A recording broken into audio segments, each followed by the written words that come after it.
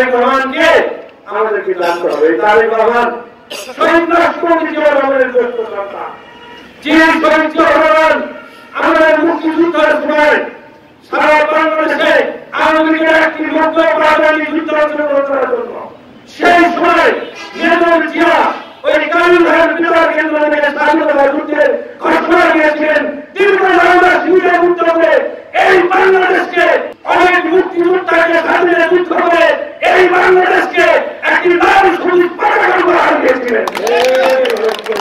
জনাব তারেক রহমান এই বাংলাদেশের পূর্ণাঙ্গ প্রধানমন্ত্রী, কেমন প্রধানমন্ত্রী? শেখ হাসিনার আগে তন্ন তন্ন করে খুঁজেও তার একটি দুর্নীতি খুঁজে না পেয়ে জিয়াউর রহমান ফাউন্ডেশন নামে বিদেশে একটা সাহায্য সহযোগিতা এসেছিল 2 কোটি টাকা।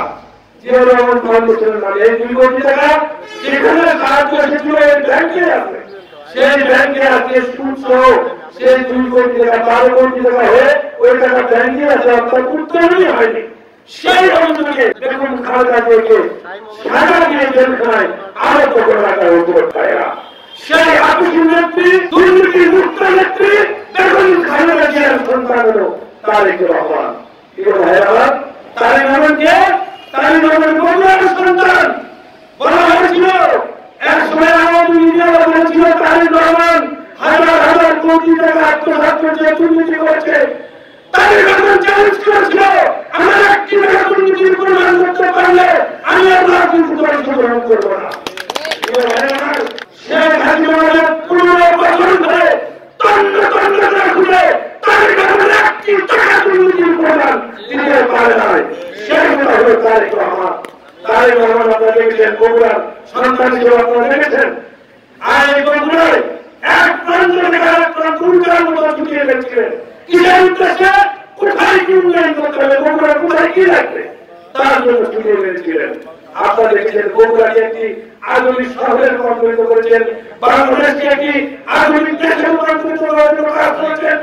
আবার তারেক রহমান নতুন উদ্দীপনা নিয়ে দেখুন খালেদা জিয়ার অনুপ্রেরণা নিয়ে আগামী দিনে এই বাংলাদেশকে আপনাদের ভোটে জাতীয় সরকার গঠন করে ইনশাআল্লাহ আগামী দিনে আরো এই বাংলাদেশের যাতে উন্নয়নের জোয়ার সৃষ্টি হয়, এই বাংলাদেশ থেকে বিশ্বের মানচিত্রে জিয়াউর রহমান যেরকম মাথা উঁচু করে দাঁড়িয়েছিল এরকম মাথা উঁচু করে উন্নয়নশীল দেশে পরিণত করতে সক্ষম হয়, সেই তৌফিকটা তারেক রহমানকে দেয়।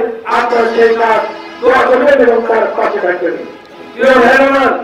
আজকে তারেক রহমান হয়তো বিদেশের মাটিতে আছে, তাকে অনেকগুলো মামলায় ফাঁসিয়ে দেওয়া হয়েছে। শেখ হাসিনা বুঝতে পারবেন আজকে এই মামলাগুলো আস্তে আস্তে খারিজ হয়ে যাচ্ছে, কারণ এই মামলাগুলোর উপর হিসেবে অন্যায়ভাবে মামলাগুলো করা হয়েছে। এই মামলাগুলো শেষ হলেই খুব শীঘ্রই বাংলাদেশের মাটিতে তারেক রহমান আসবে। বাংলাদেশ আবার নতুন